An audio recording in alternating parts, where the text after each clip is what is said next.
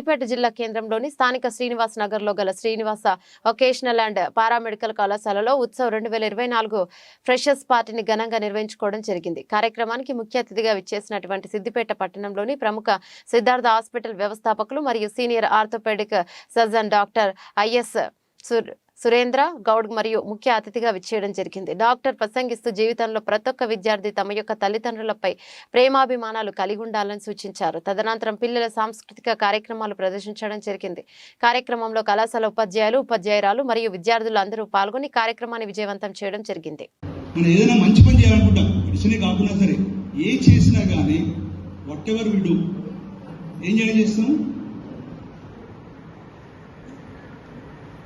కాలేజీకి ఎందుకు వచ్చినాం? చదువుకొని దేని చదువుకొని ఏం చేయడానికి? జాబ్. తర్వాత జాబ్ దేనికి? జాబ్ దేనికోసం? తర్వాత